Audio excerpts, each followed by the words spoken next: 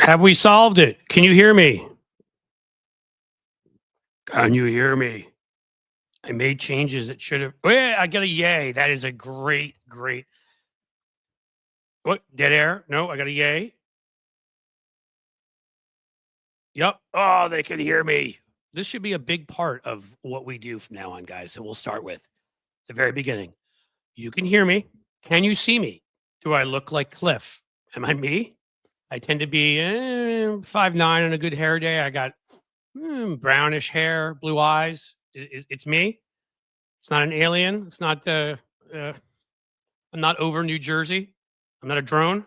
Okay, good. Like that. And lighting. How's the lighting, guys? I might as well ask you. You think it looks good? We may just do a sound check, a video check. Friend gave me that advice at the beginning of each of these. We're just checking everything. All right, guys, we're going to keep stroking that mic. Yes, apparently I need to treat the mic a lot better, don't I? You're good. Maybe I need to get Hawk Tua here or Donald Trump. They are very good with mics. All right. We're going to do a quick Cliff's Note. We're going to jump into it. And today is going to be a question and answer session. We haven't done one of those in a while. I decided yesterday we went over 2 hours. That's long. It's tiring. So we're going to, not saying we're going to short. If you guys have great questions, we'll be here for a while. And yes, Kenny, I screwed up Tony's show. I took him down because I'm the only man in the Midwestern market. I'm the only white dude in the Midwestern market who gets to have a show. All right. Let's talk about somebody who is a white dude who's much more annoying than me. Let's talk about Elon Musk. You guys know him. Is anybody else out there more sick of seeing Elon Musk at this point than Donald Trump? Does anybody else out there hate Elon Musk even more than Donald Trump at this point? Seriously, I didn't think I could hate any other human more than Donald Trump. I didn't think I could get sick of any other human more than Donald Trump. I didn't think I could think any other human being was stupider, was more obnoxious, was just more of a sort of a boil on the arse of the United States of America. And then there's Elon Musk. You guys know he wasn't elected anything, right? If you do, you should tell him because he doesn't seem to know. I mean, I couldn't believe it. I came up with this when I was reading this today. So Mike Johnson, you may know Mike Johnson from, hi, I like to monitor my son's adult entertainment only for the purposes of making sure that he is doing the right thing, not for any other reason. He put out a budget last night. Now, he can do that with being in the majority. At least right now, they already lost another Republican, Sparts, 1 vote. And they'll blow that up quickly. But I digress. Mike Johnson is in the majority at this point. Weird little porn freak that he is. And he put out a budget. Elon Musk said this will not do. Does anybody know who the hell elected Elon Musk? Because I didn't. It wasn't on my ballot. Was it on your ballot? Is it on anybody's ballot? I mean, considering some of the ballots around this country, I wouldn't be shocked. But no, he didn't run for office, couldn't run for president, wasn't born here. We could have, maybe they'd allow him because they give him a pass because, like the Donald Trump rule or something, because he worked, his parents made their money off apartheid. So that's a positive in their world. But seriously, I want to ask that simple question, which is, why do we all have to be servants to this little man boy with man boobs? Why do we need to see him on our TV every day? The man boobs billionaire. I think I'm going to call him that. Why is a apartheid baby man boobs billionaire going to secretive meetings and making decisions about our lives when it comes to economics when nobody voted for him for a damn thing? No Senate has gotten together to say that he will be put into this post in the Treasury. And why are they treating a guy who's the EQ of a lawn chair and the IQ of maybe a still semi-warm pile of puke? Why is that guy being chosen to go and to make all of these decisions? Democrats, please pay attention. He's the easiest demon in the world. He's the richest man in the world who spent $300 million lying and telling people exact opposite things. Just came out on Twitter. I don't know. Was it 16 times more his posts were seen than congressional members? He turned Twitter into a big Trump machine, and he spent all tons of money. And that's so he could have this power that he didn't achieve. All right. So Mike Johnson gets asked by Fox News correspondent, should I say, entertainment person. One of the goofballs. Let's see. Was it from the Fox and Friends morning show? Oh, I can't think of his name. The one that's the son of the other one with the glasses. Who really cares? Said, he asked Mike Johnson, "Has Elon Musk approved of this? Yeah, your budget." And again, Elon Musk wasn't elected. Why do I care if he approves of a budget? I mean, I'm not in favor of Mike Johnson's budget, but what does it even matter? What does Elon Musk have to say about this? Why am I listening to this guy? It's just so annoying and frustrating and ridiculous. He's not, and then I see Democrats fawning over him. After everything I said about the money he spent, what he did with Twitter, Senator Blumenthal from Connecticut says, "Oh, he's a tech genius," and Ro Khanna, "Oh, we'll all work with him," and Doge, I mean, joke of an agency. Yeah, how about this tech genius that he is? He took mommy and daddy's apartheid money, used it to buy his way into PayPal. Oh, he did well with that too. And then took that money, fruit of the poison tree, if you will. He was working here illegally during that time, allegedly. Then goes ahead and dumps that into ideas that were stolen or were borrowed or were given to him. None of them were his. Tesla wasn't his idea. SpaceX wasn't his idea. But it's amazing how often SpaceX blows up. That has more failure to launch than Mike Johnson when he's looking at his son's entertainment. And Tesla, I mean, have you seen the Tesla truck? Honestly, it looks like two toasters had sex and that was their baby and they dumped it on wheels. Okay? It is ugly. Nobody likes it. Everybody I know who has a Tesla, because this man is stupid enough to insult the entire market. Nobody on the right wants to buy and get involved with electric vehicles, and people on the left who used to actually like Elon Musk before he opened his big dumb mouth now don't want his stupid car anymore. I know people who've sold them. I know people that were going to buy that didn't. I know people that have stickers in the back that say, "I bought this before I knew who Elon was," or before Elon opened his mouth, because it's no longer is this like some elite sort of car where you're proud to have it, right? Some sign that you've made it. It's a scarlet letter. By the way, also, yeah, that market's dying here. So you better keep kissing up to the Chinese, which, by the way, is no conflict of interest to be in this stupid Doge thing, because that's the only market he's going to end up having.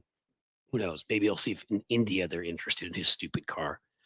And then there's Twitter. Bought it for $44 billion. It's worth about $8 billion now. Wow, what a genius!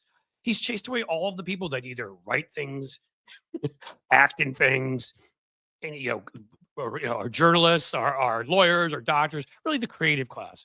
Anybody with any brain cells has run. So it's like, yeah, hey, let's see if we can put together the Fourth Reich on my little site here.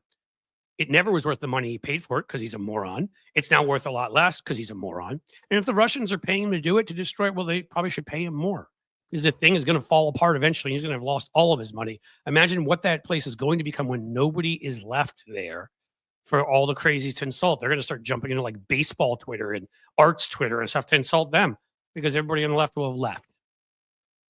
That's Elon Musk. Again, the man boob billionaire. He's not nearly as smart as he thinks he is. He wasn't elected in anything. And I'm seeing him on TV all the damn time. What do I need to do to get him out of my life? And again, I never thought I'd be saying that about him over Donald Trump.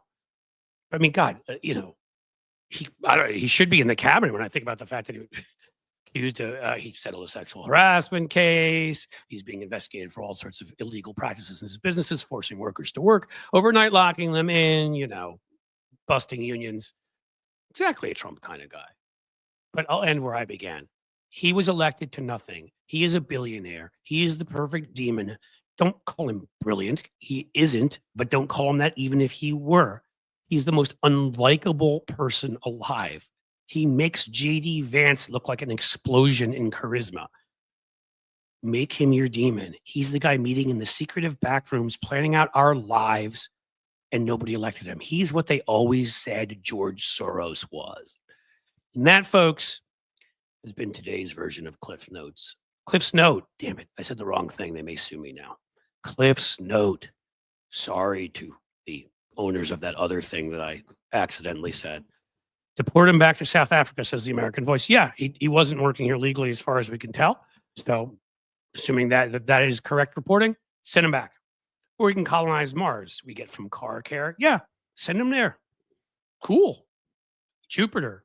Maybe he can reenact Interstellar. I'm sure that there's a worm up there in space, much like the worm that got into RFK Jr.'s brain, that he can go through to get to the other side of the galaxy and really just leave everybody alone, because it's humans, it's animals, it's plants.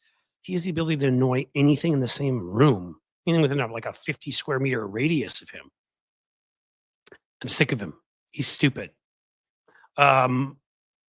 Wish Elon would hurry up, SpaceX sort it out properly so he could just go to Mars. Yeah. Problem is he knows that like one out of two rockets probably blows up. Again, failure to launch in many aspects of his life. An incel that had to go prove himself by like pretty much trying to hook up with anything that moved, which is why he has like 47 children, of whom like one speaks to him, maybe two.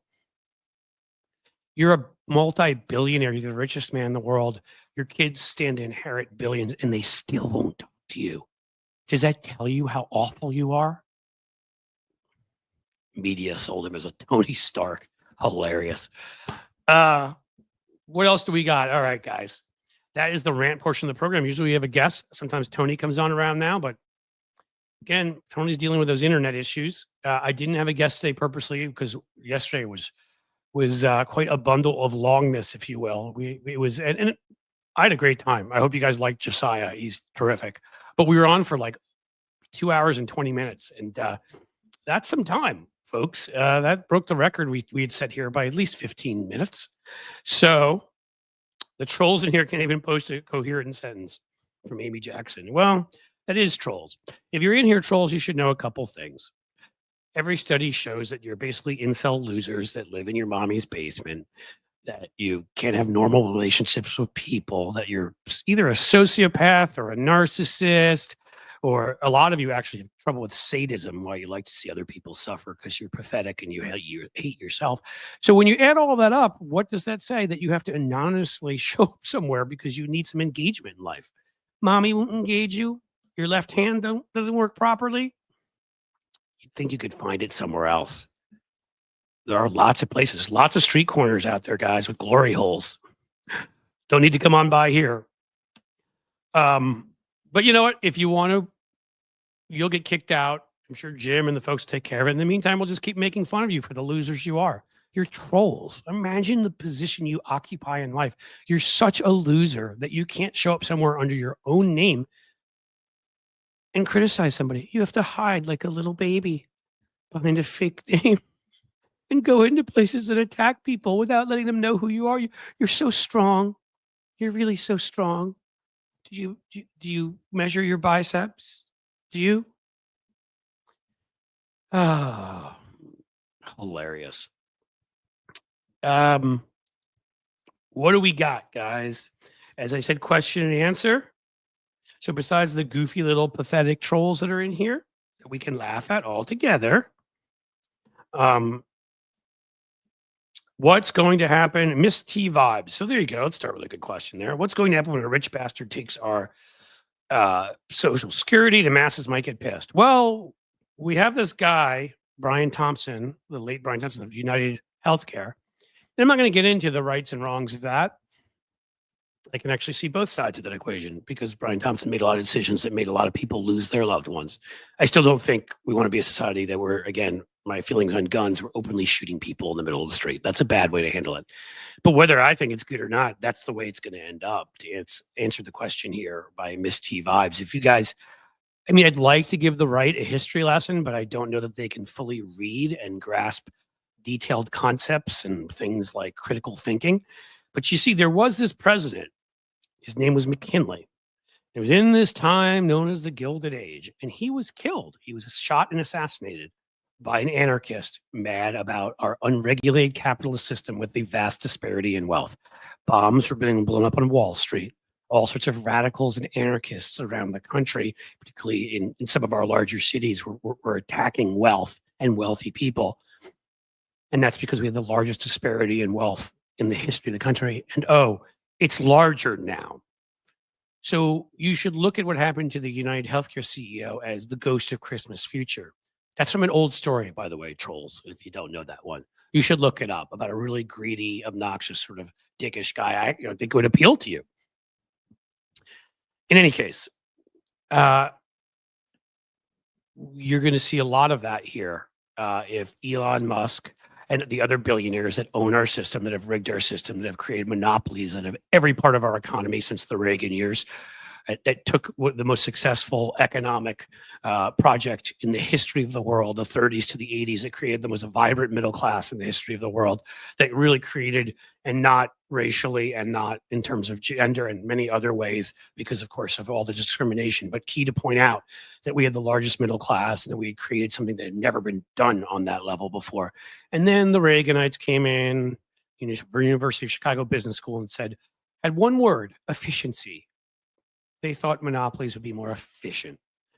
Yes, it's much more efficient to have no competition. That means you're definitely going to work much harder when you have nobody that your customers can go to other than you. You're definitely not going to overpay yourself. You're definitely not going to fire workers and treat them terribly. You're definitely not going to destroy the environment. You're not going to treat your consumers like crap. It's going to be really efficient to just have a couple companies run everything like we do now. Well, that's what the billionaires, that's what Elon Musk has created. That's what Jeff Bezos has created.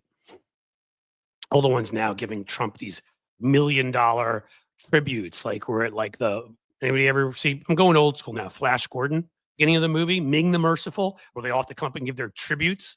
We should like refilm that scene, but maybe make Elon dress up as the Hawkman and a couple of other billionaires, Bezos, Cook. I mean, how pathetic! How pathetic! And of course, the little dork from Meta himself, Zuckerberg. I mean, can I give you $1 million, sir? Is that okay? Will you be nice to me now? No. He's betrayed everybody else. He's still going to treat you like crap. And the minute you say something he doesn't like, that's too woke or too personal or insults him, he's going to come after you and destroy you. You have examples. You should see. Oh, there's a guy named Brian Kemp, Georgia governor. Wouldn't get him the votes he needed. Remember those 12,000 votes? Turned on him. Ducey, governor, Arizona, Republican. Turned on him. Mo Brooks, who helped with the insurrection, wouldn't do what he needed him to do. Turned on him. I mean, that's the history here. So yeah, keep giving him $1 billion gifts. Trump's totally loyal. It's two directions. You should keep doing that. We have a drug war problem. We do have a drug war problem. And we cause it. Much like the Mexican president said, and Gloria Sheinbaum, Jewish Mexican president. They got one before we did, guys. Oh, and a woman. They got one before we did, guys.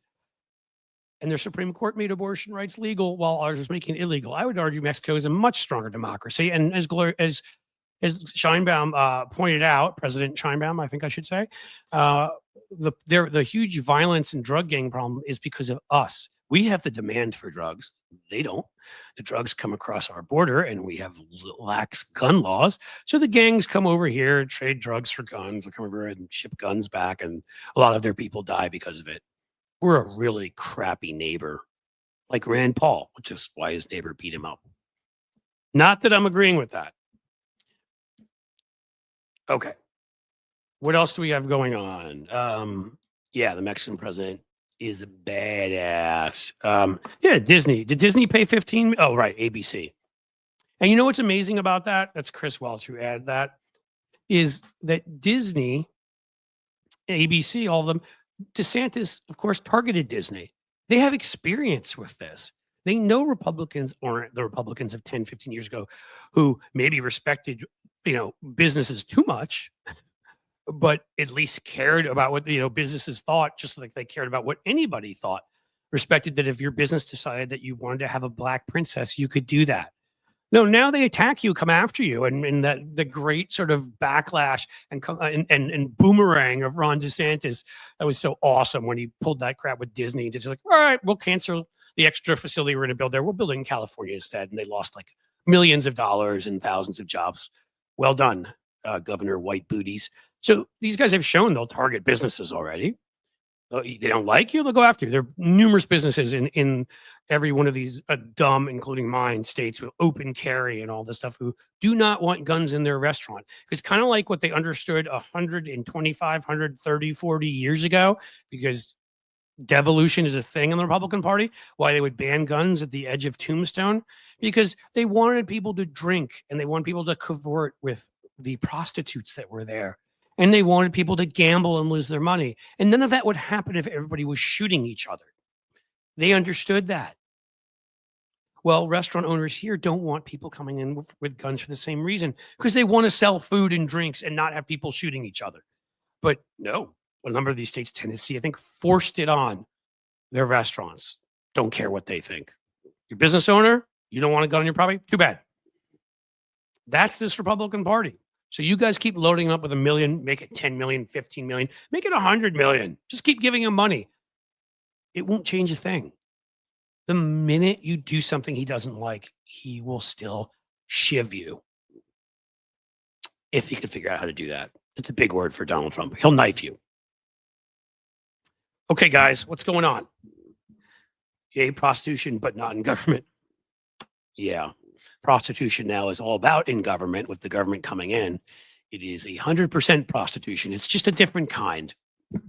And the kind that ABC just engaged in, that was prostitution. Barack Obama smokes crack. Joe Moore. Joe, do we have to talk about you and your problems again? Do we? They have commercials. Cialis, from what they say on the ad, works. Your little flaccid, Trumpy mushroom penis, it can be fixed. You don't have to come into a place like this to feel strong. You can really use those drugs. They'll help you. Lay off on the whiskey, man. It's hurting your little guy. Somebody take Joe Moore and maybe introduce him to the void. That is correct. MJ Daniel, the Republican Party is not pro-business, not pro-life, not small government. They are none of those things. They are anything they need to be. They are principleless. It doesn't matter. And under Trump, they lack principles, all of them anyhow. But under Trump, it'll be a different kind of lacking principles. It will all be about enriching yourself. So the principles they will have then will be, in what ways can we bring money into the system, taxpayer money from foreign governments and whatever, and have it end up in Donald Trump's pocket. He doesn't like it when anybody else competes with him on that. So it'll be fun when watching the other grifters try to pocket some of that money. Then Donnie, again, losing his loyalty to them and insulting them and kicking them out and doing God knows what. If he has the power to, he has immunity. Who knows what he'll do? The money is broken. Dish $1 and save in Bitcoin. That's somebody else who I'm going to assume is an idiot. Multi-stacker. I mean, if you're liberal, then I don't know what's wrong with you. Bitcoin, crypto is a big scam, is a bubble. We've been through this before. It'll happen again. Maybe you should study up on what happened to the Florida housing market around circa 1929, and that led to this really big, the beginning of this really big bad thing where the Wall Street crashed. You may have heard of it. It's a synonym for when you're upset about stuff, like you're upset about your life right now. Yeah. Crypto mining is more environmentally destructive than gas guzzlers. Of course it is. These guys couldn't invent something unless it was destructive. That's all they know how to do. They can't build anything. They destroy things. One big grift, the emoluments clause is toothless. Yes, it is, because we don't enforce it, right? I mean, Congress should have at least have tried to enforce it, and the Supreme Court then could overturn them. But Hatch Act, right? When you're on your job, you shouldn't be able to talk about politics. Trump people broke that one multiple times. Trump used this emergency order to put tariffs in place. They abuse this stuff all the time, and we never hold them accountable. And the thing about not holding people that have no conscience and no empathy and are evil and stupid, the thing about not holding them accountable is accountability is all they understand. They're like children. All right? Pets, not pets because we love pets, but animals. If there's a positive, if you give the monkey a banana when it does something, it'll think that was a good thing to do. If you don't, maybe it'll think it's bad. That's the level they're on. Herschel Walker loves orange jello and be best chocolate cake. Well, he's going to be able to eat a lot of that in the Bahamas. I'm sure they'll love to have him in the Bahamas. Totally qualified, a guy that can't complete a sentence and put a gun to his ex-wife's head, threatened her, and actually physically abused her, if I remember correctly, a number of times. Yeah, that's who you want as an ambassador. I mean, again, is there a man among all of the men Donald Trump has at this point appointed and nominated for everything. Is there a man who has not committed some form of domestic abuse? The only one I can think of, maybe Kash Patel, that I haven't heard anything, which is hilarious because he's committed every other form of abuse. His existence, and when he wears that leather outfit of his, like he's heading to the local cowboy bar, is an assault on my eyes. I'm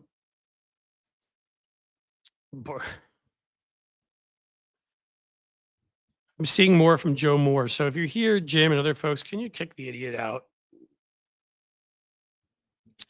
Because he's dumb, and there are places for dumb people. X, more of X, Twitter. Oh wait, that's X. Maybe he can take his gold bar and climb aboard a SpaceX rocket.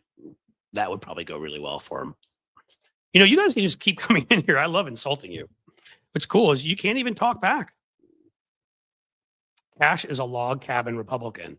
Is that what you're saying, Cynthia? Is that true? Well, I would expect him to have abused another man if that were the case. Member for 2 months, Gino. Fantastic. Stick with it, Gino. Told you. We have the whole layout together. Oh, no. Somebody named Ferret. Somebody who actually showed up here and called themselves Ferret is saying, "Are you okay, Cliff?" Yes, I'm the one with the problem. Ferret. Ferret, do you have anything else in your life? Can you do you have a job? Somewhere to be?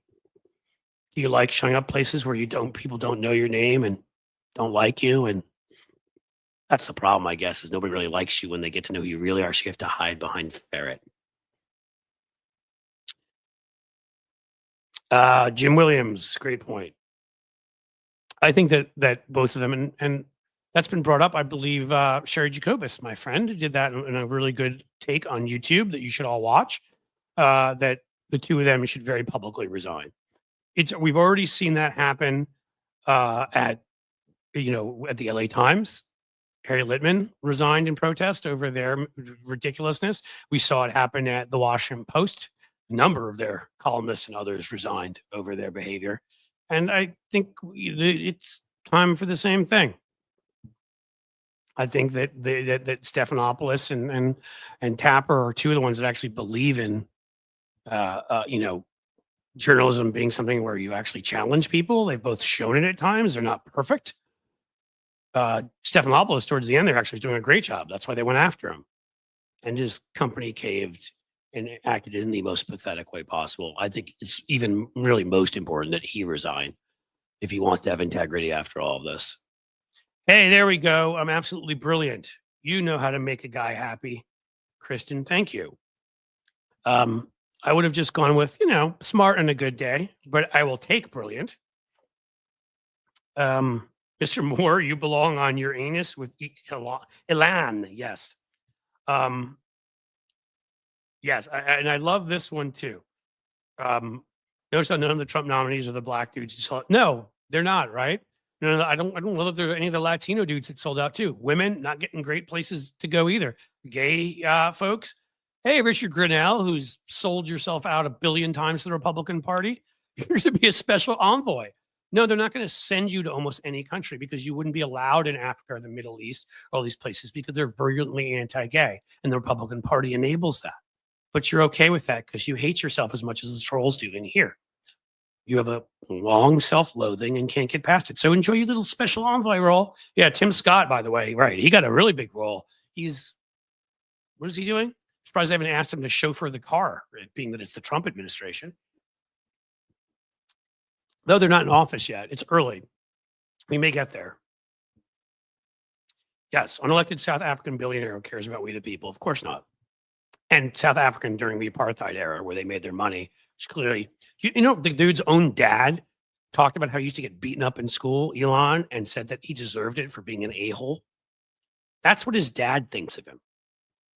God, do you think about everybody else who's met him? How many wives has he had? How many of his friends have come out and ripped the crap out of him who once were friendly with him? Because he's nothing. I think he's probably a sociopath, but sociopaths often are engaging. Like, again, EQ of a lawn chair. Like, he gets up on stage and he can't even do basic communication. People like that are so pathetic. Yep, Elon's dad and the daughter. That's right. That one daughter who spoke out against him. But there's a number of other ones.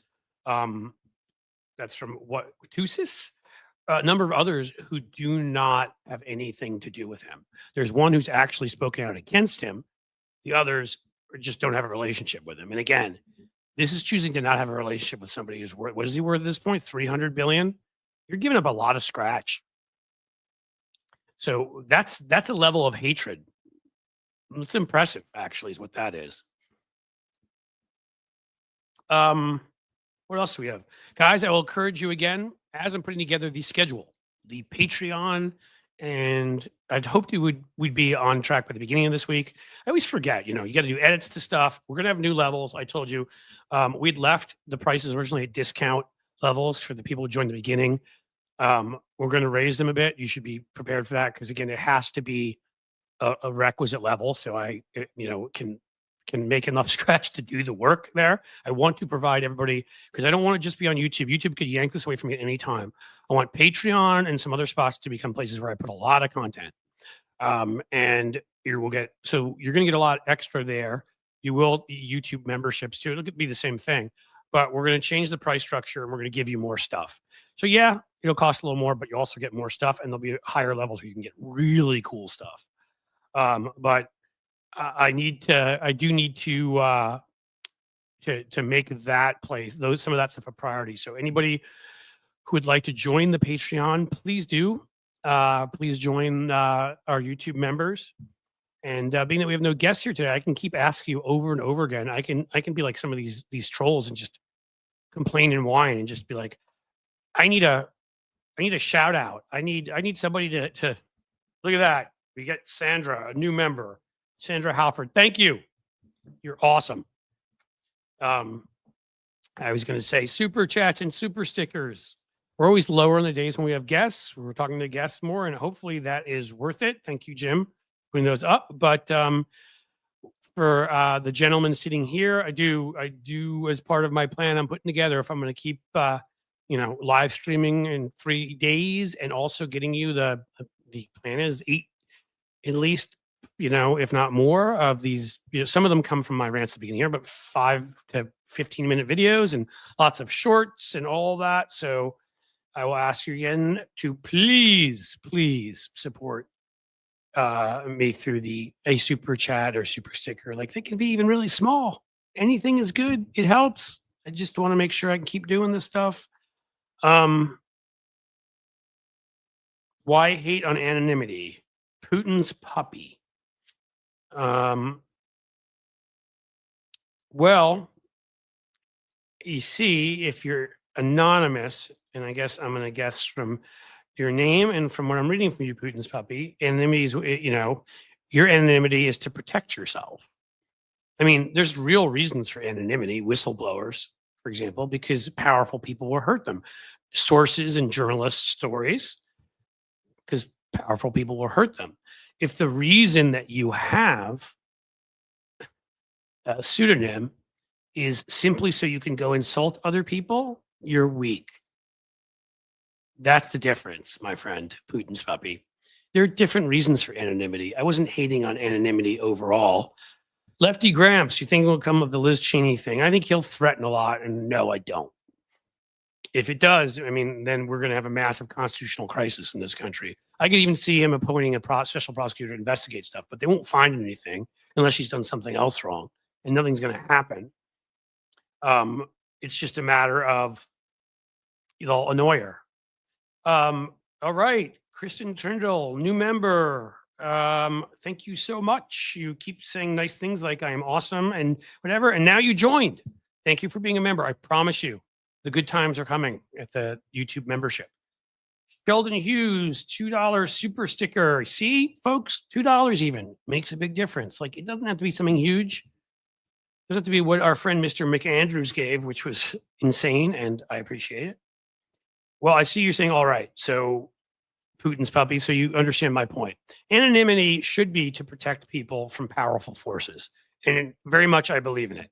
If anonymity is to protect you because you're a wuss and you want to go insult people, but you're too scared to have them know it's really you, and that's your only purpose is to be a troll, then you're pathetic. Put your name and your face behind if you're going to go insult somebody. If that's what all you're going to do is be a troll. All right, Sheldon Hughes again stepping up, gifted a Cliff's Edge membership. Look at that. Another new membership. You are awesome. Thank you. Thank you, thank you, thank you. Elon is the new first lady. It is true, Cynthia, because Elon will be spending a lot more time with Donald Trump than his wife living in the different bedroom, who you can guess as soon as he goes to DC, will go to New York to be near her son Barron, who is at NYU. And my guess is, considering he's like 8'2" and his name's Barron Trump, not the most usual name, it's kind of hard to miss. And I have a feeling that he's gotten up and said some nice things about his dad and whatever, which at that age is tough. So I'm not fully blaming him. I'm not holding him responsible like I do the other kids. But he's going to take some crap at NYU, I promise you. So she may want to be there. I have a feeling she'd much rather be there than be near her stinky husband. And of course, she doesn't want to do the Christmas. The Christmas. I hate the Christmas. They give me this crap about the Christmas. Yeah, that's another thing, guys. I meant to get those darn Christmas ornaments done, but there's been so much getting the Patreon and the YouTube memberships up to, and working on this live stream to make it better, or getting the TikTok and Instagram channel so that they're worth going to. The TikTok has a little bit of stuff. Instagram has nothing. We're going to get those suckers going. Merch. I've asked you to grab merch here before, but there isn't a huge selection right now. And as I told I didn't get to the Christmas ornaments, but got to a lot of other stuff. So hopefully we'll be able to unveil that in the new year. Quantum Cricket, thank you for the super chat. I so appreciate it. Supposedly Barron abused animals in his nanny. My God, you said what you're saying is it just can't find a good member of that family. Trying to be nice, give the kid the benefit of the doubt, and I did not know this. If that is indeed true, well, then he's scum, and I hope they make fun of him and are mean to him at NYU, because FAFO, folks, as I've been saying, FAFO. Okay, did I miss other comments? What do we got? Kid's 6'9" and doesn't play basketball. Yeah, I mean, come on, dude. I think my favorite part of it, of that, is just that being 6'9" means he's like 7-8 inches taller than his dad, and that must upset his dad. Cliff, you missed Ferret's message. Oh, was Ferret not trolling me? I will apologize for all that, Ferret, if you were not trolling me. And then I will take back and say, the ferrets are the nicest of the animals. Seriously. I don't mind, again, as I said, if somebody's got a name like that for a good reason to protect themselves from bad people, I am completely understanding. I can't find the message, but I will apologize if you are indeed not a troll and that was just me. You can just take what I said to you and apply that to the other trolls out there. It was meant for them. It was meant for the people who hide behind a name specifically so that they can go and just insult other people. And not even someone like me. You could say, I've got a platform here and more power. So you could even argue it may be justifiable to insult me, but they come in here and they insult you guys who are just in here to comment and be a community. That's kind of what I'm talking about. You want to insult me hiding behind a name? Okay. I'll make fun of you, but okay. But other people who are similar to you, you can't even let them know who you are? That's sad. Dogs are the best animals, Cynthia. I am a huge fan of yours. As you must know by now, I must disagree. I'm sorry. Cats are the best animals. Dogs are second. I love dogs. I adore dogs. But we've got a whole bushel of cats at my house, and I adore them, and they're snuggly and lovely. And we've got one that's diabetic, sadly, and she's just the sweetest, most thankful thing when you get to go in. Thankfully, she does not feel the shot, which is good. Stella is her name. She's a star, as her name means in Italian. And she's adorable. They're all adorable. But dogs and cats are pretty close. I give cats a slight advantage, but dogs are amazing too. Both groups. And, at some point, as I told you guys, because I'm expanding here, we're going to talk politics often, but we're going to talk about some other things that interest me. We've done it already, and movie reviewers on. We've talked comedians on. We'll have somebody on who I don't know what a cat expert is, but man, we're gonna have somebody on to talk cats, somebody on to talk dogs because I love them.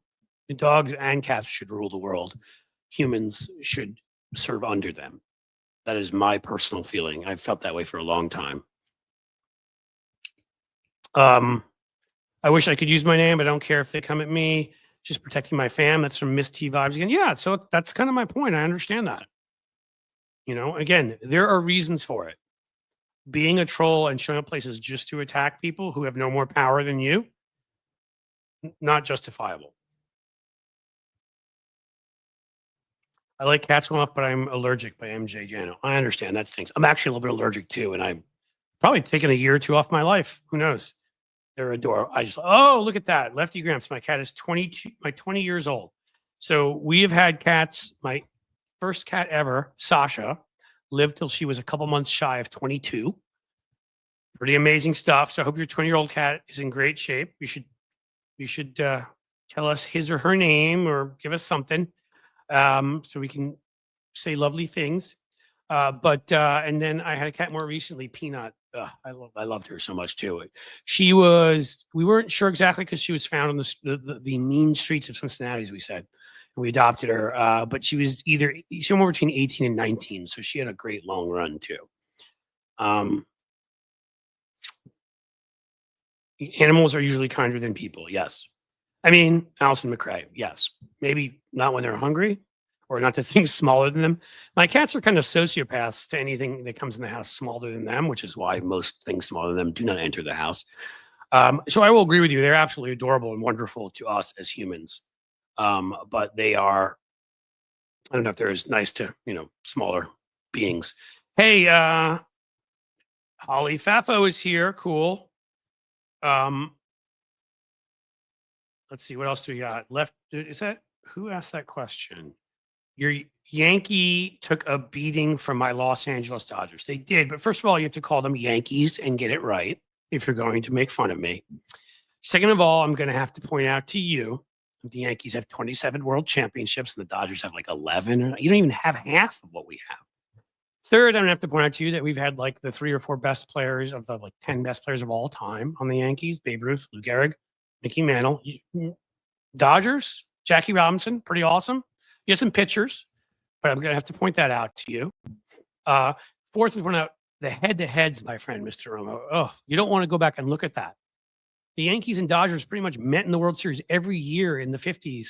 And in 55, the Dodgers finally won. It was like a huge celebration because they got their butts kicked every year. And they went back to getting their butts kicked again. You guys have beaten us in the World Series like 4 times. We met in the 70s and we beat you 2 of 3. That's the closest you've come. You started it.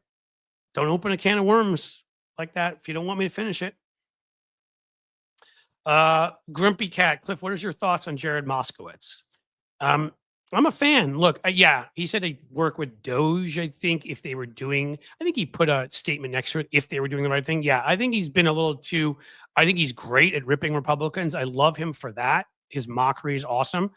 I think that there are a couple moments at this election he was too conciliatory, and that really annoyed me. Another one that I loved for a while that now has lost me completely, who was great at insulting Republicans, was John Fetterman. And I don't know what the hell has happened to him.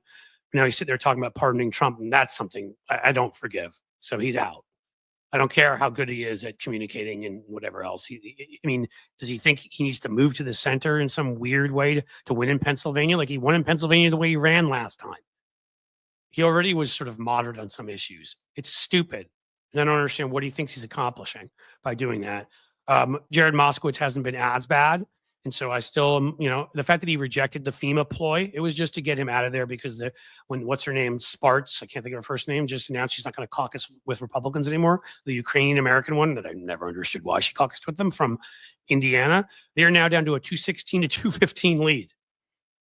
216 to 215. Like they're not going to even hold the House probably because they're never going to be able to agree. One person, just need to get one person and not vote for Mike Johnson. They've lost the House. So that's was I think what they were trying with Moskowitz because that's a swing seat. And he said no. So I'm glad he did that. He'd been the head of Florida's FEMA. He said no to Trump. He's staying there. He's mocked the hell out of him a lot. And yeah, he was too nice once or twice recently. And people can tell me if I'm missing other stuff. If I am, that's okay. but and I will criticize as it is deserved.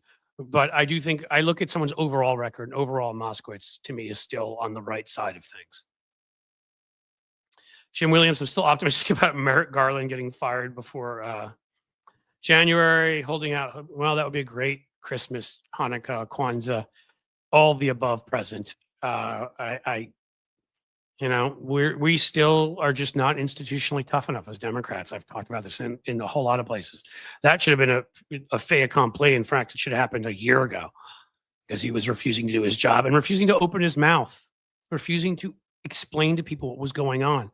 Republicans, every PR opportunity, the protocol of the department is you don't speak out. So Comey speaks out about a Hillary investigation that may have cost us the election a week before. So Barr speaks out about the Mueller report and lies about it. So the first impression everybody gets is a big lie that nothing was found in there when a lot was found in there. But we have this unprecedented attack on our Capitol, and the man, whatever you think of his legal prowess, will not even open his mouth. Didn't hold weekly press conferences to tell us what kind of progress they're making. No, not individual cases. You can't talk about that while they're in progress, right? But you can do PR. Republican AGs have done it all the time. You can make clear that we're investigating Donald Trump's role on that day. We're not sure, don't give out any information. Donald Trump was a part of the group who allied with the Oath Keepers, whatever. You can find many ways to work Donald Trump's name into your press conferences and the fact that they were and are domestic terrorists. And that would have defined MAGA for the coming election. And we would have much more of a chance of winning. But no, Merrick Garland couldn't do that. Why, that wouldn't be proper, and we wouldn't want to be improper. Yep. Garland is a disgrace, Maya Bird. Garland is a disgrace. We should be more like South Korea. Yeah, that's exactly right, Stephen. I've talked about a couple countries we should be more like. I mean, South Korea, they tried it, and the president's been impeached when he tried the approach of suspending people's rights, right? Romania, the Russians, they found to be have attacked cybersecurity, cyber attacked their election, kind of like us. Guy with no money was going to make it to the next round, and their judiciary decided they would have an election over again because they didn't want a foreign country determining their president. What a novel idea. Brazil, they immediately barred Bolsonaro after his coup from running for 6 months. I'm sorry, it took them 6 months to hold a hearing, and then they barred him from running until 2030. And more recently, he was indicted. So Brazil, South Korea, and Romania have stronger and better functioning democracies than we do right now. I think it's inarguable. I don't think you can make a point that's any different than that. We got a guy who's a convicted criminal, had strong evidence against him in numerous other trials to be convicted, was a seditionist who 7 Republicans agreed with every Democrat to vote to convict of impeachment, was impeached and was 10 votes away from being convicted. If it had been a majority, he would have been. 7 Republicans in the caucus of what was it, 49, 48, joined us. And he's president again. That's not a functioning democracy, folks. Come on, everybody, hit the like button. Yes, like the heck out of this. Like this a lot. That's something else you can do. You can subscribe to Cliff's Edge here. We're over 100,000 now. We're starting to approach 101. I'm kind of excited about that. Subscribing is awesome. You can hit the like button here. That makes the algorithm happy. Comment. It likes comments. You can be extra, extra special nice, and you can become a new member of the YouTube channel or of the Patreon and get all sorts of other extra goodies. Who wouldn't want to do that? You can just, say, hey, I get that you're putting a lot of time in this, and say, Cliff, we're going to give you a super chat, or I'm going to give you a super sticker. Doesn't even have to be a big one. Again, all that stuff really helps me. So I'm going to bring it up periodically. I'm not trying to be a pain, but, I could, I have another business. It is, a email fundraising business for Democrats. It does well. I could probably retire on it. I do this because I care and I believe and I want to do this. And so that's why at some point, like if I put all the work in, it has to at least not take money away from my other work. If you see what I'm saying, I have to at least this has to turn into what we would call a revenue positive operation. Plaque worthy 100,000. Thank you for that, Miss T Vibes. Yes, hopefully they will send me a plaque. Wouldn't that be nice? I think it's pretty automatic unless they find that I did something terrible, cheated, or I don't know.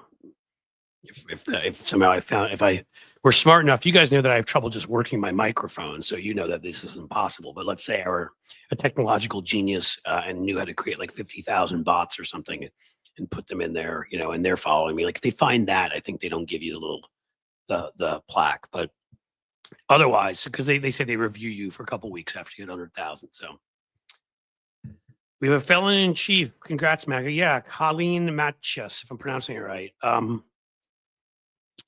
It's amazing. I was talking to a friend about this the other day. Not a friend, actually. Was it when I was on Bob Seska's podcast? Guys, I'm going on so many things these days. Going on Tony's show. I go on Bob. I co-host now with Bob every Tuesday. It's an actual paying gig that's cool and I love. Bob's a good friend. I go on Stephanie Miller once or twice a month and go on Hal Sparks every Monday. So I forget what the heck I do on what. And I've recently gone on Fugelsang's show too. But I do think it was on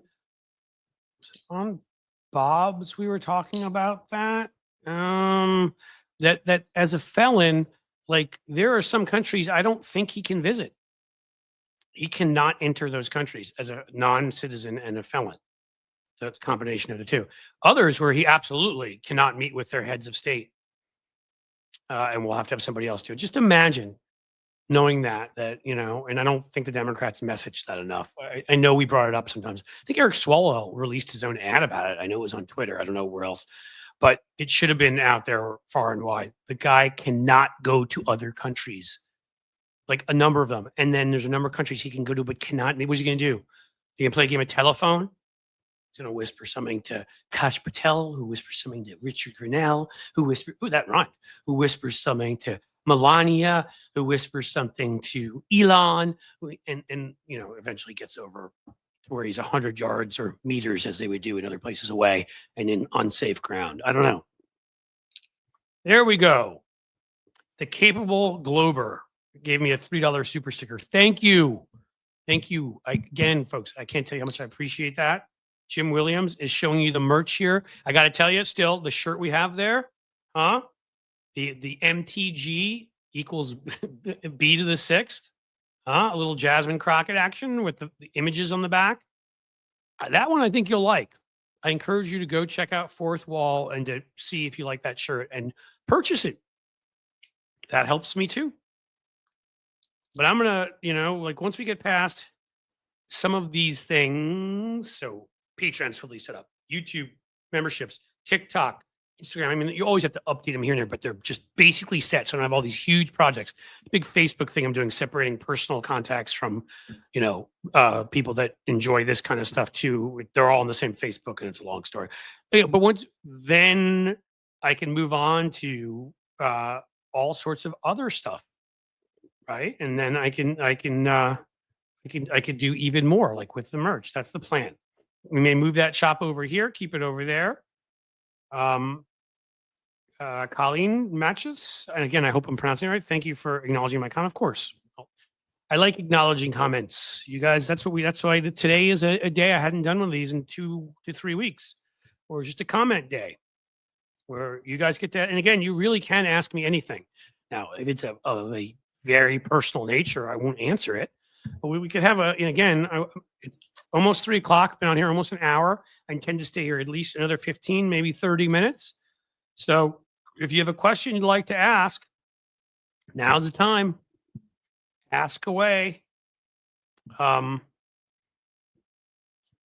Sarah Nelson, but if he has total immunity, can't he go wherever he wants?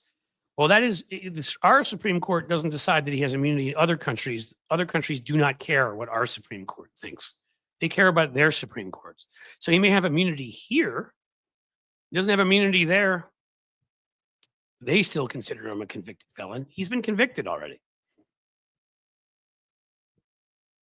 fact, there's probably a whole list of things he can't do. I should look that up for one of these. Stephanie Miller is where I first heard Cliffy and saw him. Part of a duo, if I remember correctly. Huh. It could have been. Starlene. And again, Cliffy, the good friends call me that.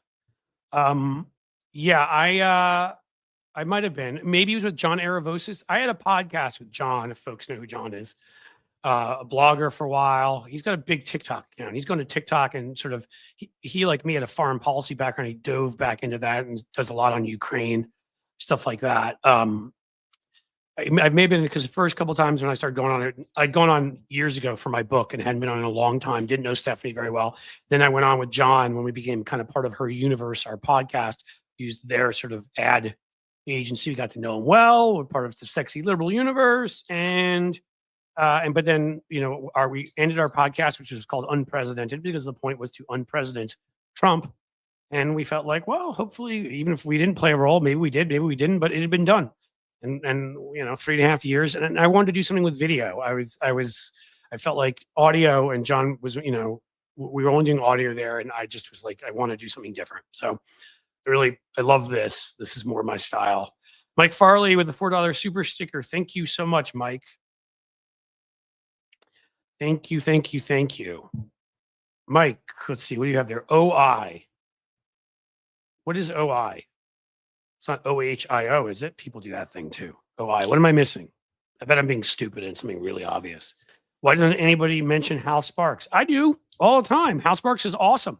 He was in here. He came into our chat like last week or something. I think, some people, look, you've got Stephen Manning here. He's got Bob Seska, John Fugelsang, Cliff, and Hal Sparks through Stephanie Miller. See, some of us talk about Hal. I love Hal. In fact, I'm going to be talking to him later today. I think he's one of the most accessible. There are people that just you go on their shows or they come on yours and they never make themselves accessible or whatever, because Hal's got like 2 different bands, and he's got he does a radio show on Saturdays where he grew up in Chicago, and he's got like how many live streams a week? I mean, I don't know how that dude does everything he does. And then the sexy liberal shows and stand up on the side, whatever. Man works hard, but still, he's like, give me a call and we'll talk. Mike Farley. I'm a music publicist. Well, I have a son who's a lead singer of a rock band here that sings great stuff. So we should talk. No, I mean, maybe we will. Seriously. I'm not doing as much PR anymore because the combination of my email business and the YouTube has taken most of the time.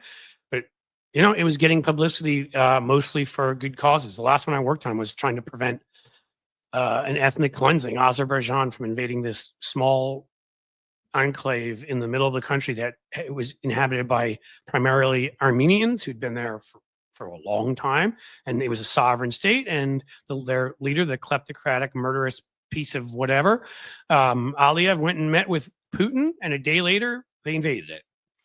And on that, as you're a music publicist, you might find this interesting, but I made a very good friend, an Armenian American rock star singer, who's I am still friends with and going to go to his show when his band comes here. It's Serge Tankian of System of a Down.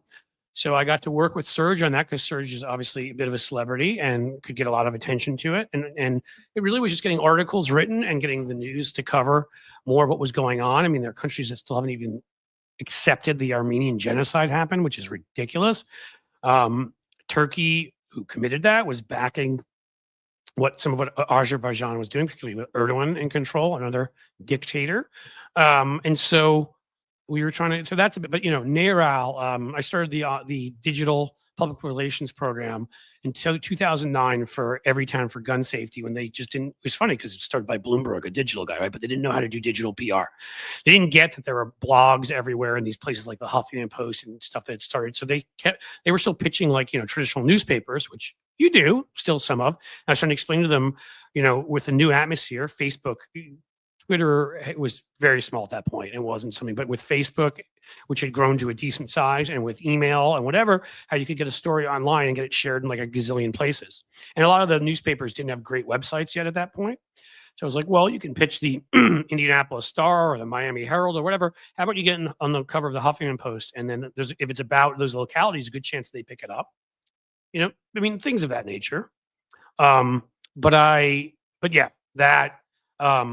For some people, it was social media, making sure to get the message out through Twitter influencers and Instagram influencers, stuff like that. Someone was booking them on TV shows on cable and YouTube shows. It just depends. Authors, some authors, usually, again, mostly politically related. There were some corporate clients.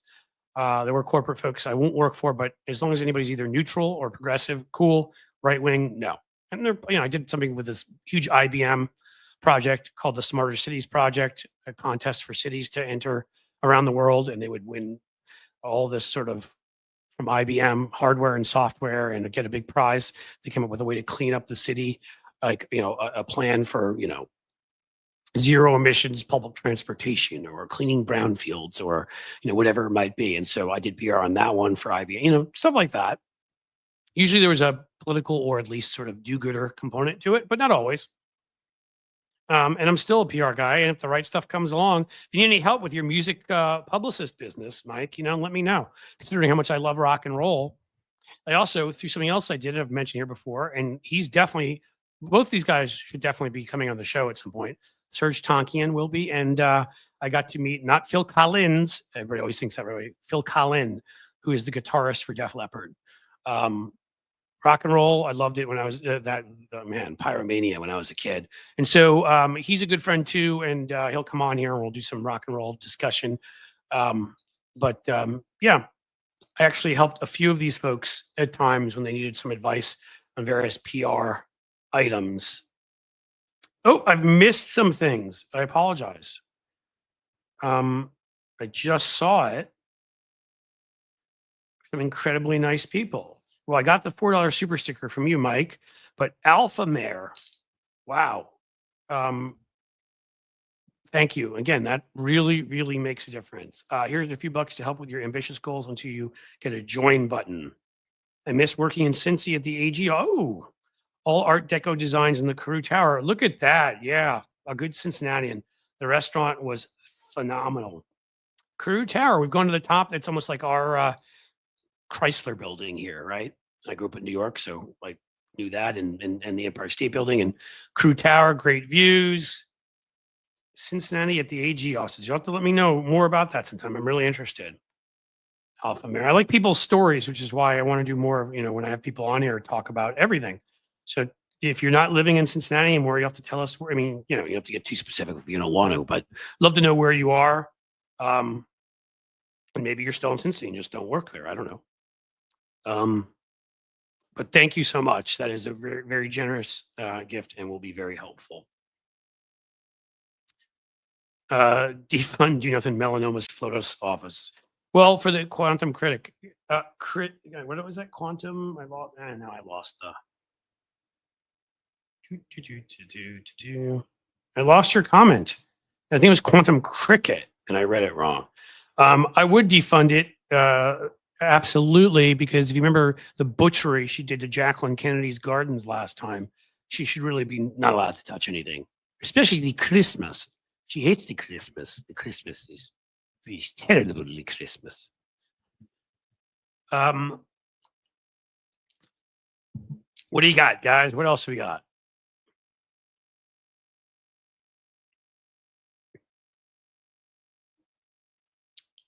BY would be on MTV rotation. Amy Jackson. Yes. Memories. Back when MTV music television played music. And then when I was, late 80s, when I was sort of a young teenager, youngish end, I mean, that got me into all that stuff. I mean, I got into rock music through other ways, but I used to love it. They have the countdowns every night of like the top songs. A lot of them were, rock and roll stuff. Aerosmith was big then, having a sort of rebirth. Got into all their older stuff. Loved them. Heartbroken recently when they canceled their Going Away tour. We made it to their 50th though at Fenway. That was fun. But Bon Jovi on their old time. Poison. Those guys make me laugh. Def Leppard actually. Pour Some Sugar on Me. They were on there a lot. Who else? Well, Beastie Boys are big then, right? You got to fight for your right to party. No Sleep Till Brooklyn. As a New Yorker, I appreciated them. I saw them once. They went to school right near my house in New York. Stuyvesant High School. Actually, a test school a lot where you have to be pretty smart to get into, and they got in because they were smart. We have a new member. Miss T Vibes is a new member. Thank you. Thank you. Yes, you You are listening to me, I promise you, as I did something weird and clicked on something, but it came back, so we'll ignore that. Thank you, Miss T Vibes. Thank you for being a member. And I promise you, I'm hoping by Monday. I'd said by this Monday, but now I'm hoping for next Monday, and or something like that. I do think we can do it to where we get to where I have to decide how many posts I can put up, share private posts with you guys just on thoughts and things or whatever. Because again, I've decided I'm going to put posts and things up for the people that are kind enough to support me, not at blue sky for anybody in the middle of people fighting over starter packs. And again, I find more utility to blue sky than Twitter, but and yes, follow me there. I'm there, here, and there, but it hasn't been what I'd hoped. But I've decided I want to put the writing up there. I'm putting up for everybody some stuff on the community wall, but there'll be some stuff. I just have to figure out how often I can do it a week, and then how many, if I can do a short or 2 a week and maybe a regular length video. It'll just be for folks that are members and at Patreon and YouTube, and then other stuff, the other little stuff. We'll give you shout outs on here, give you your own badges probably.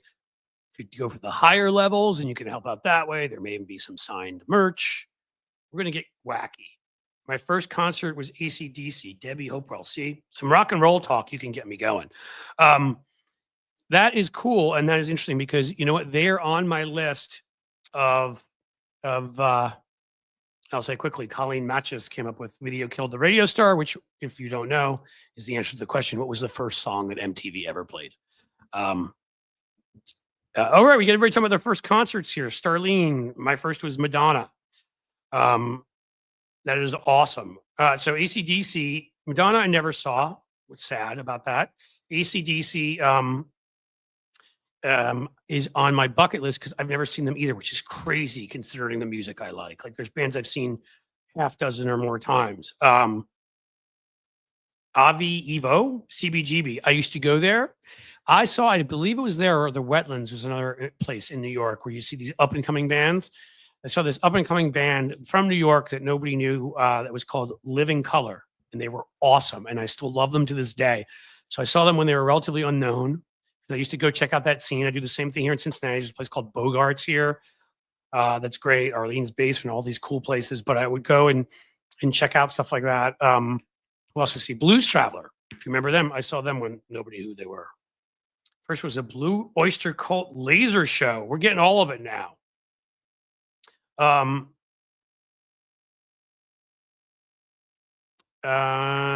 This right here is the name of my kids' band. Where is it? Black Cherry.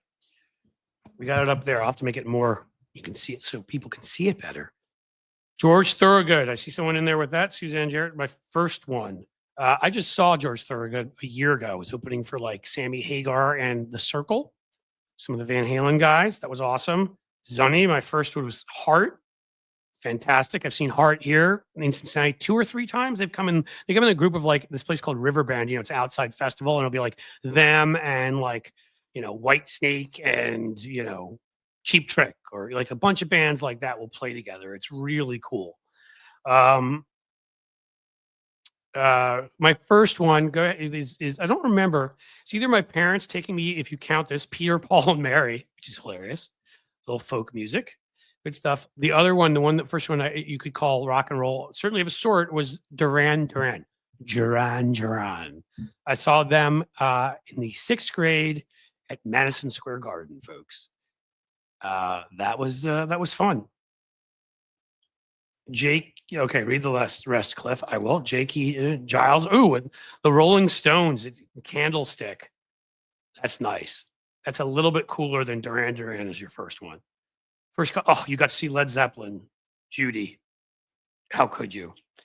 I'm too young for that, which saddens me. I saw Plant and Page each individually when they toured in the 90s. Plant in the late 80s. And then I saw them when they did that group tour, the two of them with Jason Bonham. I've seen Jason Bonham in various places like 5 times. He plays with Sammy Hagar in The Circle. He plays with his own band. He does the Zeppelin tribute kind of band thing. But yeah, so I saw Plant Page multiple times. Still one of the coolest moments ever. And again, people will joke with this who are real Led Zeppelin fans, because if you're a Led Zeppelin fan, yes, I know Stairway is not almost any of our favorite songs. Okay, Stairway to Heaven, I think is a pretty song, but it's not in Led Zeppelin's top 20. If I'm being honest, maybe top 20, definitely not in their top 10. But Jimmy Page played, and he was a singer at his band at the time for the one album I believe he put out solo. I want to say early 90s. I was at Nassau Coliseum, Long Island, and the lead singer went off the stage, and he ended the show with a instrumental version on his double neck guitar of Stairway to Heaven, and the entire audience sang it. And that's one of the coolest things I've ever experienced at a show. I mean, everyone was singing it. I saw Amy Jackson. I saw Joan Jett with Robert Plant. Very cool. I saw Joan Jett a couple times. She was at the last year, was it? Def Leppard, Motley Crue, Joan Jett. Who am I missing? Is Alice Cooper there? Maybe. Really cool show here.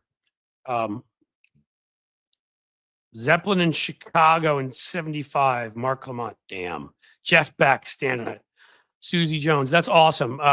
I saw the Monsters of Guitar at Madison Square Garden, which was Jeff Beck and Stevie Ray Vaughan, and now they're both gone.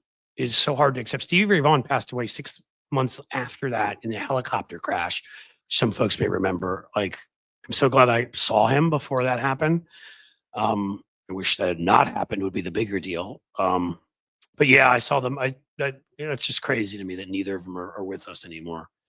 We get Rod Stewart in the house. Avi Evo. We got Zeps, my favorite band from Sheldon Hughes. I'm going to go back through. I may have missed stuff. Gerald Riley, Shay, Billy Joel brought up Paul McCartney to finish with Let It Be. That must have been a moment. Neil Young by Tim Farrell, another awesome one. Mr. WW. Carole King in 72. Wow. Judy of Gaulle, Kashmir, best song ever. Yes, Kashmir is absolutely either my favorite or top 3 or 4. Got a couple. I put Over the Hills and Far Away up there. I put Hey, Hey, What Can I Do up there. I put, what am I missing? Maybe Traveling Riverside Blues. I still think Kashmir is a slight edge, but and then for a more obscure one, I love Gallows Pole. I put that up there also. But yeah, I can totally accept that. Favorite shows were Save Walden Woods. Hold on. Foxborough, George Michael with Elton John cameo. Miss T vibes. That must have been cool. Alpine Valley from Mark Lamont. Oh, you're talking about the concert. Yeah, that must have been excellent. So Led Zeppelin 77 in Cleveland. Gosh, you guys. See, everybody complains about being old. I wish we were a couple years older because Zepp broke up when I was like 8. Tom Jones Tahoe. That's great. Love Pink. I'd love to see Pink. I have not. That's another one that's a bucket list one. Grumpy Cat loves Whole Lot of Love. Saw Queen live. Mark Lamont. Would have loved to have seen that. The Outlaws, Hurry Sundown. Pretty cool. Trying to go back through this. If I miss people, I apologize. Bill Metrolis. First concert was Alice Cooper with Salvador Dali. Wow. I sat next to Elvis Costello on a plane in the 90s. Does that count? Cynthia, we will take that. I have never sat on a plane next to Elvis Costello. I did, if you're a sports fan, sit about a row away from Patrick Ewing, and he's really, really tall. Just like you'd think. I looked up at one point when he was walking by me, and I'm like, do you keep going to the ceiling? First concert, Ted Nugent in 74 Long Beach Arena. Too bad Ted Nugent became such a schmuck. I'm not a huge Ted Nugent fan anyhow. In terms of music, I wouldn't say it's terrible. I wouldn't say I love it. It sort of falls like some other certain other like glam rock, whatever you want to call it. It falls where I like some songs, I don't like some other. But of course, now due to principle, it's not even just being a Republican. When you say the things he said, the horrific things he said about Obama and Hillary Clinton, I would never go near a show that guy played. But again, nothing wrong with that being your first show. You couldn't predict what an a-hole he'd become. I saw Anthrax with Ozzy and Motley Crue. We've got a metal fan here. I like it. I've seen Motley Crue once or twice. Ozzy's on that list again. I wanted to go out west to catch Ozzy, and I didn't.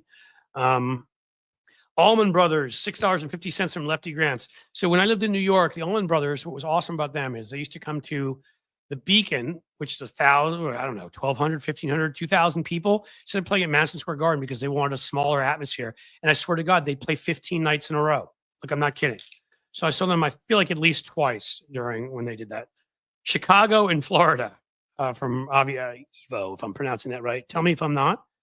Another Allman Brothers, Wet Willie and Macon, Georgia. I'm going further up because I missed some earlier. I remember seeing Sha Na Na. So that's hilarious because I know Bowser. Do you know Bowser? He may come on this show, Sarah Nelson. We've talked about him. He's like an activist for Social Security. Like, besides being a performer, still he fights for like Social Security and other stuff. So you may get your wish. You should be here when Bowser comes on the show to talk politics and music. The combo.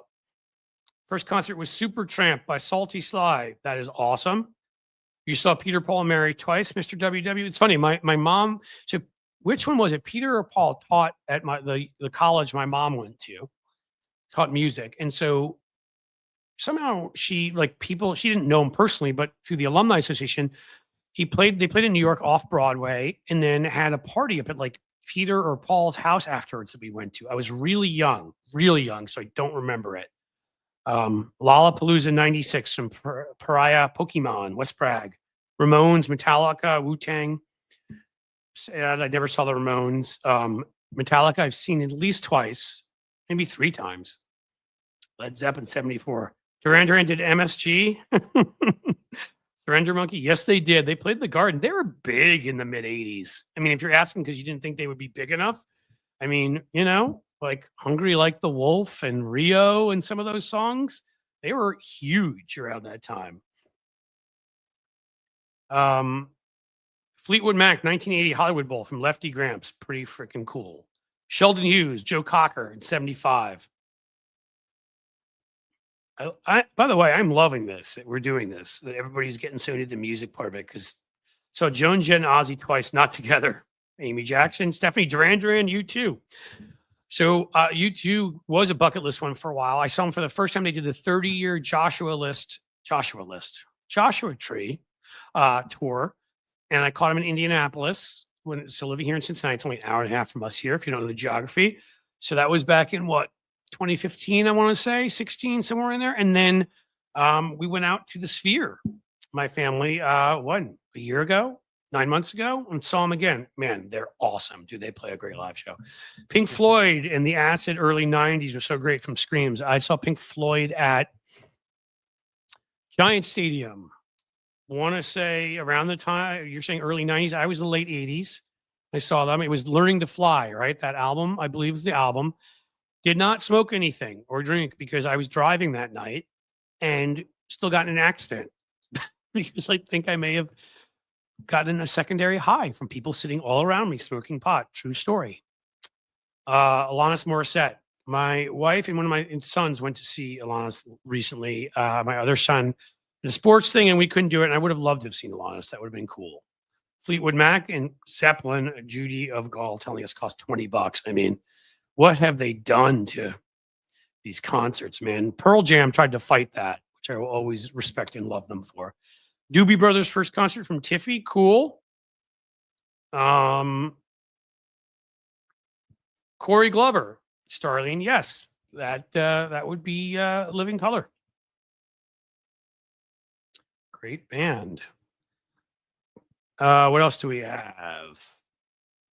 Jim Williams. I'm going further back up here. We're talking about CBGB in the Barry. Yep. I mean, that's a place where I used to see my music. May. My first concert was James Brown. God, I wish I had seen James Brown. Never saw James Brown. That must have been an experience. Seen Blues Traveler as well from Mayor Wedlock. Great show. Yeah, they were excellent. And I didn't even know who they were at the time. Like, this band sounds really good. And then probably 6 months to a year later, they kind of blew on the scene. Okay, I may have finally gotten up here. My first was Eric Clapton, was a child in the 90s. Clapton, another one who's become kind of a jerk, a thing I can't say on here, RFK Jr. type thing. I saw him with Mark Knopfler of the Dire Straits do a tour together. So dueling guitars, playing mostly Clapton, but a couple great Dire Straits songs, right? Romeo and Juliet, a few others. That would have been like 87, 88, Nassau Coliseum, New York. I saw my buddy say wetlands there. That's where I think I did. I did see them. I think when I said Living Color, I think that was wetlands. So, all right, some people know the New York stuff here. Okay, I think I'm back up to where I saw Yes at the Spectrum in Philadelphia. That was from a while ago from Sarah Nelson.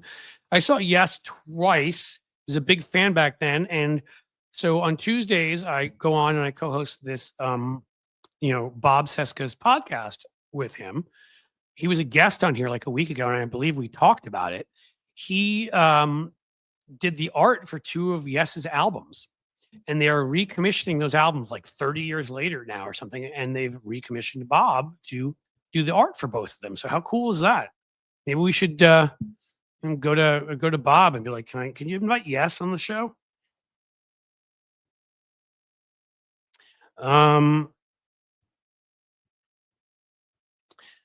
So I see some people saying Led Zeppelin is the greatest band of all time.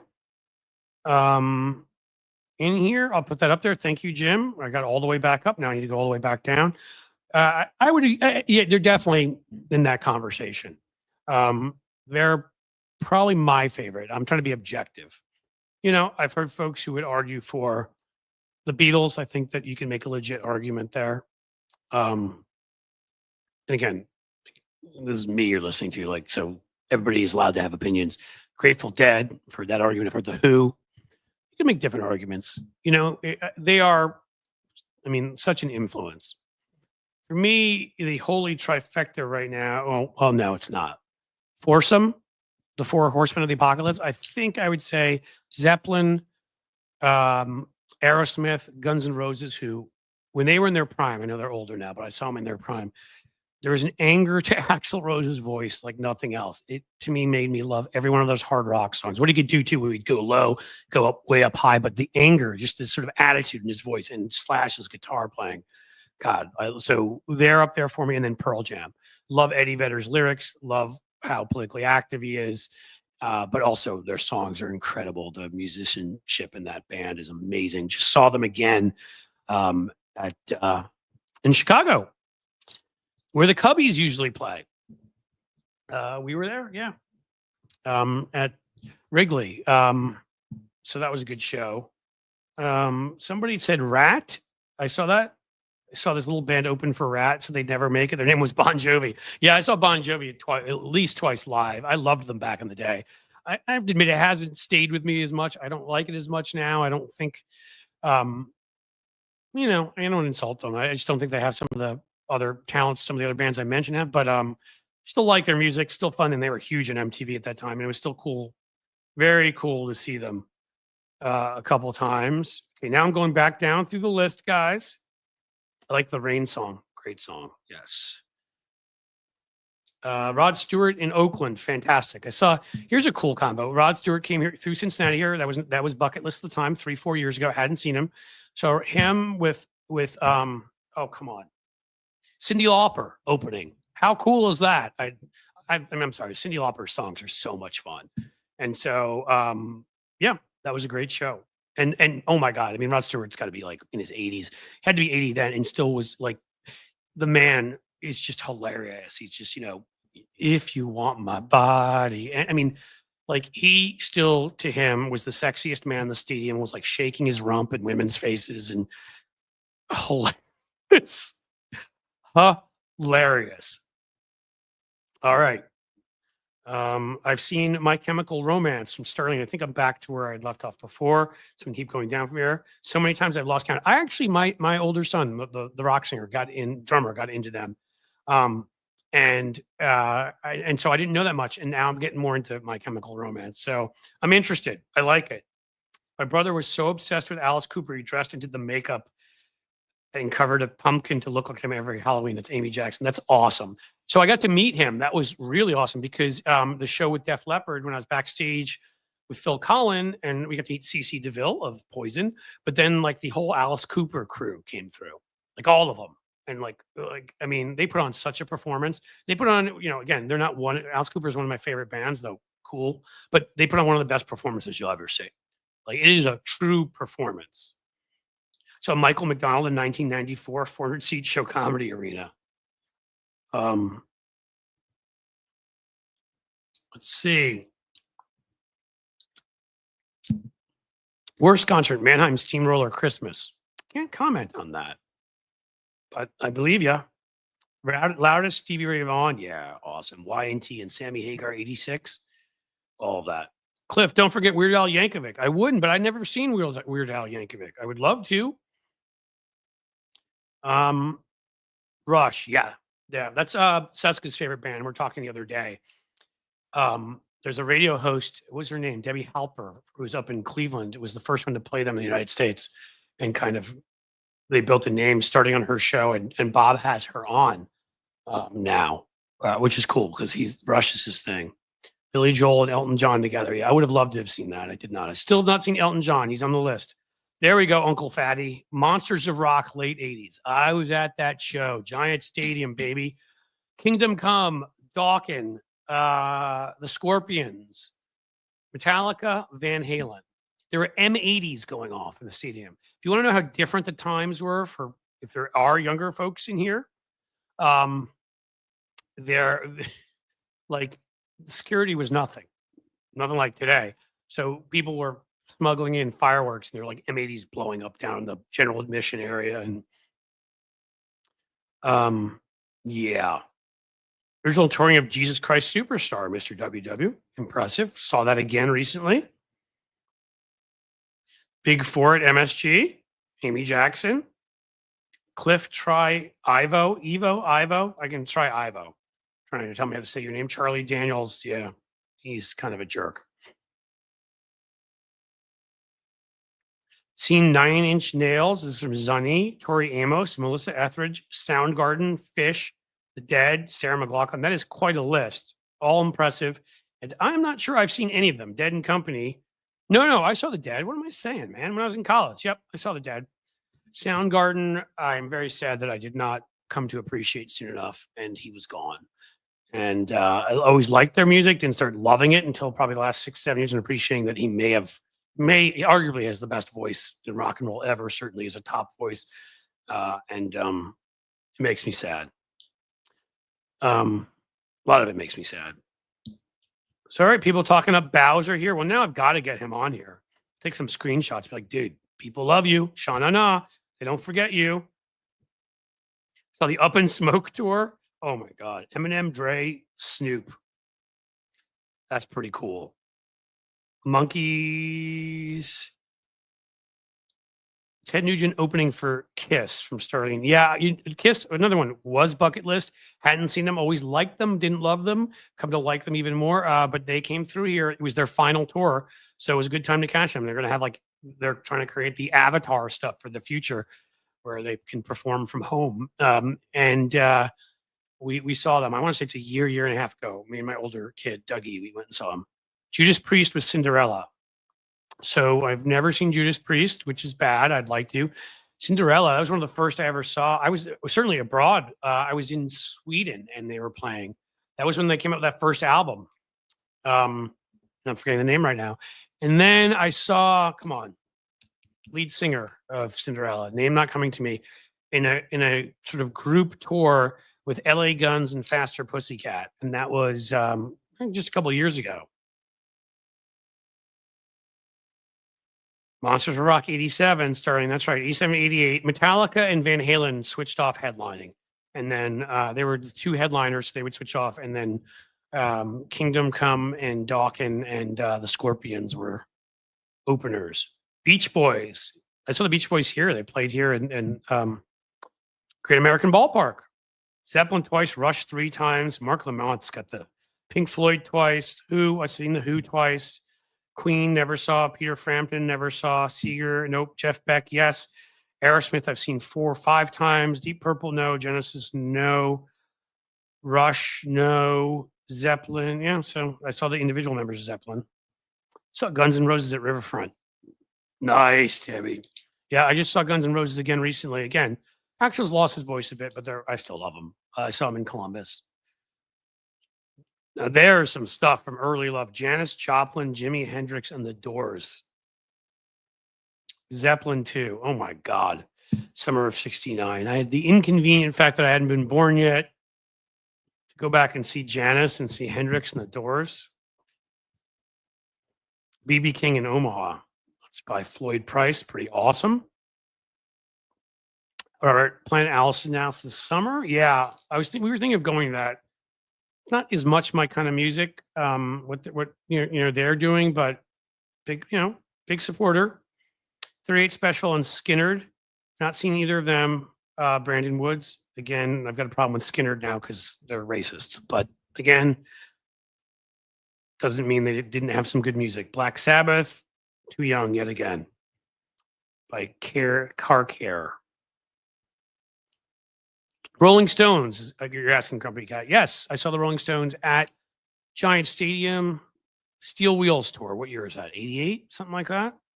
Can't believe I haven't seen them since. We had a plan to go this summer up to Cleveland, and it ended up falling through because stuff came up. But I'm like, it's like they're in their 80s. We've got to see them again before. I mean, we've already lost one of them. So I want to see the Stones again. So I've seen them once.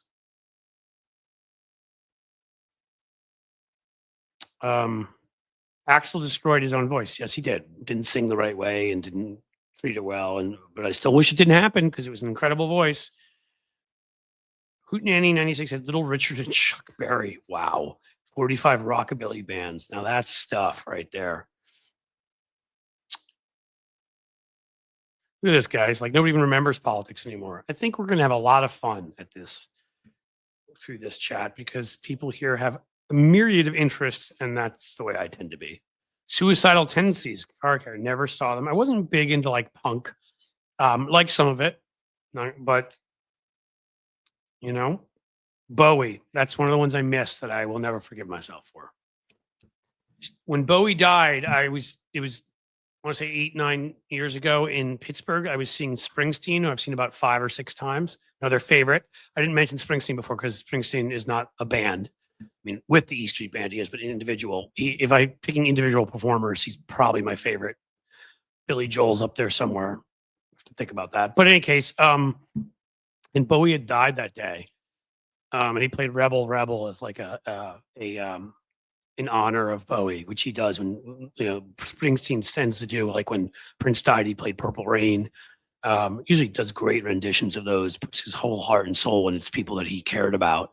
And Bowie had helped them make it, according to Springsteen, had really taken an interest in the band and helped promote them. And so I wish I'd seen Bowie. That makes me sad. ELO back in 78. Nice. I think they're still touring at this point. Never seen them.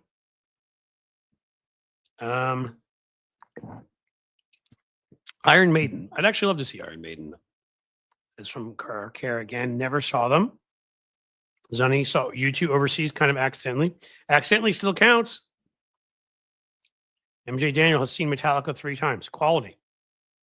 There's a Sonic Temple, I believe that's called, festival in Columbus, Ohio, coming up summer. My son and I, older son, Dougie the Rocker, we really want to see Linkin Park with have a new female singer. And I mean, we'll always miss Chester, but big fans. I didn't become a fan soon enough. He was too young.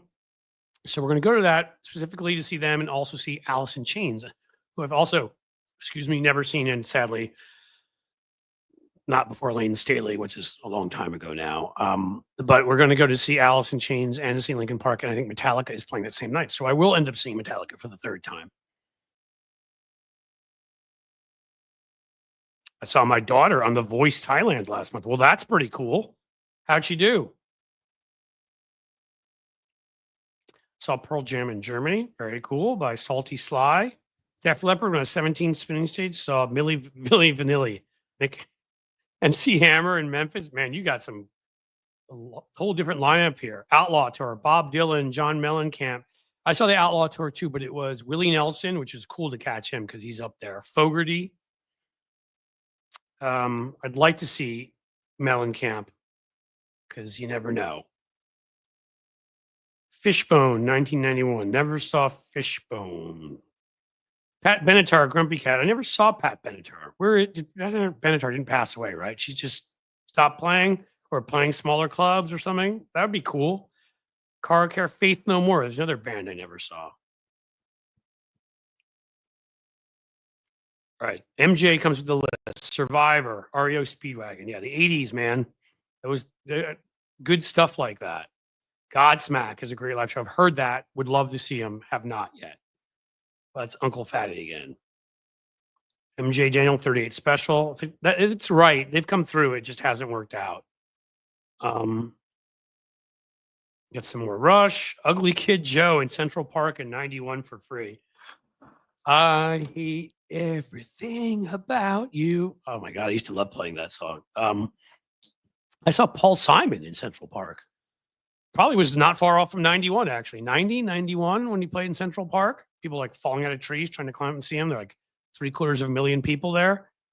That was fun. We got a relatively close towards the end too, where you could see him kind of from afar. And he played a lot of stuff. The Foo Fighters, they're always sold out immediately when they come here. I want to see the Foo Fighters, but we'll have to see. Motorhead, I've never seen. Guns N' Roses opened for the Stones in 89. Yeah, that must have been cool. That's a cool tour. I saw Living Colour open for them. Original Queensryche lineup. Yeah, I saw them too back in the day. I want to say they opened for Bon Jovi, but I think it was. They opened, but I mean, we're talking about late 80s. Santana. I've never seen Santana. That makes me sad. Quiet Riot. Love to see them. That would be cool. And Grumpy Cat brings up Linkin Park. As I said, I will be seeing them. Very excited. This is kind of fun just sitting here going through Bob Dylan. I need to see Dylan. I haven't seen Dylan. The movie's coming out. I was on my friend Matt McNeil's show up in Minneapolis earlier. We're taping a special for the holidays on one of the few progressive radio stations, terrestrial, and talking all about Timothy Chalamet up there because he's playing Bob Dylan, how the whole town was in love with him because basically he's up there, paying homage to Dylan. Dylan was a Minnesota guy. Some Aerosmith in the mid-'80s in Seattle got a meet and greet. That must have been awesome. MJ Daniel. We were going to do the meet and greet because my son, Dougie, is such a huge fan. I'm a big fan too. I saw him at Nassau Coliseum in 86. I saw him at the Fenway thing. I saw them in Vegas. Saw him somewhere else. I think 4 times, and the goodbye tour is going to be the 5th, and we were going to pay the money to do the meet and greet. But we didn't get a chance, which makes me sad. Yes, Mayor Wedlock. I always wished I had the opportunity to see Tom Petty. Oh, I thought you said it. I was glad. I'm sorry. Now I feel like a jerk because you didn't get to see Tom Petty. That, much like Stevie Ray Vaughan, I got lucky. I saw Petty about 4 months before he died. It was him with Joe Walsh opening of the Eagles, playing Life's Been Good to Me So Far and stuff like that. It was a great show, but it wasn't because you could see Petty wasn't doing great. Didn't look great. Crosby, Stills, Nash, and Young. We're getting lots of good stuff here. Well, guys, we could do this forever, and maybe we should. But I do have some things I have to do today. And they are actually YouTube-related things because, again, faster I get those membership spots up and running perfectly, the happier you'll all be, and the more I can encourage you to join there because you'll be missing a lot if you don't. And the sooner I get the TikTok going and other channels, it can help bring in revenue so I can do more live streams too. The sooner, get the merch up, even moving forward. So I think I have to cut it off here. That was fun. And we can do this again because I can always talk music. We are going to have, as I said, 2 rock stars join us at various points. We also have various other rock adjacent stars, some folks that have played in smaller bands, people that are music critics. Like I love rock and roll. So you do not have to worry. That stuff will happen. I think that is about it, folks. Mike Greenberg said, thank you. It's been fun reminiscing. Miss T Vibes, nice change of pace. Yeah, isn't it? That again, so I'm glad you guys like this. And Lefty Gramps, that was fun because this is my plan. We do have to cover politics here, but if we don't do this stuff, I won't make it. Like I'll burn out. I need to talk rock and roll. Maybe we can talk good movies next time. We did a little bit of that when Zaki Hassan was here last week, movie critic, San Francisco Chronicle. I want to, I like some good comedy. Talk about our pets, our dogs and our cats. They're eating the pet. I'm sorry. We like bring some. I want 3-dimensional people. Know who you guys are. You know who I am. We're all 3-dimensional, as in, like, you have interests outside of politics, which may not even be an interest. You may just be doing it because you feel you need to. And I understand that. For me, as an interest, then something I got into is a livelihood and something I care deeply about. But you know what? I also have a lot of other interests. And I think we needed to have times we discuss all of that and really have a nice community here. All right. I got Avi with comedy. I got Sheldon saying movies would be good. So there you go. We got our crowd. So thank you guys. I'm too tired to do the Jerry Maguire thing. I'm not going to. If anybody, yes, Cynthia just said like and subscribe. Please, that at the very least, like and subscribe. Those are free. And we need to keep growing. Keep telling YouTube that we're here to stay. Otherwise, anyone who wants to become a member, please do either YouTube or Patreon. Would so appreciate that. If there are any super chats or stickers on the way out, would love you for that. You guys have been awesome. And we need more of this. This has been a ton of fun. So thank you. And, as the sun sets slowly in the west, I bid you a fond farewell, my friends.